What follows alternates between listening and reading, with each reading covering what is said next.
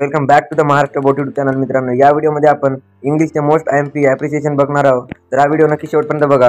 तर यामध्ये मी ॲप्रिसिएशनचे काही हॅक्स सांगणार आहे आणि काही IMP पोएम सांगणार आहे जे की तुम्हाला परीक्षेत विचारले जाऊ शकतात, जे की तुमच्या बोर्ड एक्झाम 2025 मध्ये.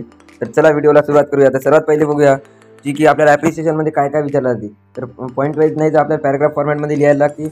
हे सर्व पॉईंट येतील अशा प्रकारचे, जसे की title of the poem and poet, rhyming scheme, figure of speech, central idea, अशा प्रकारचे टॉपिक्स येतील. तर त्यामध्ये जे टायटल आणि पोएमचं नेम असते ते आपल्याला एक्झाम पेपरमध्ये दिलेलं असते. तर अशा प्रकारे आपल्याला हे जास्त टायटल अँड पोएट नेम जे आपल्याला क्वेश्चन पेपरमध्ये दिलेलं असते. आणि दुसरं जे रायमिंग स्कीम असते, जे की आपलं 50% जे पोएम आपल्या त्या फ्री वर्ड्स आहेत. आणि जे आपल्याला रायमिंग स्कीम काढायची असेल तर यूट्यूबवर आपण एखादा व्हिडिओ बघू शकता. तर त्यानंतर बघूया जे की आपलं तिसरं आहे फिगर ऑफ स्पीच.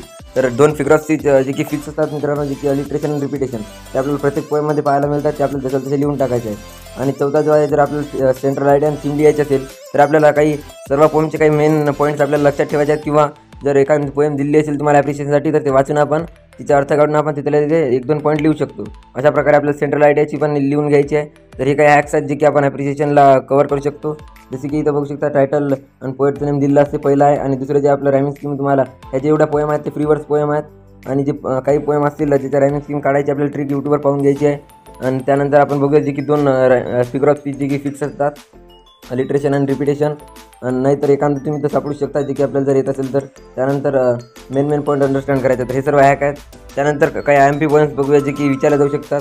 तर यामध्ये ह्या ज्या एवढ्या जे की where the mind is without fear, all the world stage and knight of the scorpion, हे जे 3 पोएम आहेत मित्रांनो, जे की जास्त चान्स आहेत जे की तुम्हाला 2025 मध्ये पाहायला मिळू शकतात. तर ह्या तुम्हाला सोडून नाही जायचं आहे. असं नाही की ह्याच्यातील पण हे येऊ शकतात मित्रांनो, कारण की ह्या जे आपण मी ॲनालिसिस केलेलं आहे क्वेश्चन पेपरचं, त्यामधून हे 3 पोएम जे की जास्त दिसत आहेत, म्हणून ह्या 3 येऊ शकतात. 3मधून एक येऊ शकते. तर आपल्याला करून घ्यायचं आहे आणि बाकीच्या हातावर ठेवून घ्यायचं. तर अशा प्रकारे आपण ॲप्रिशिएशन कव्हर करू शकता मित्रांनो, जे की पाहू शकता. एवढी आपल्याला स्ट्रॅटेजी करायला हवी ॲप्रिशिएशनसाठी, जे की अशा प्रकारे आपण चांगला स्कोर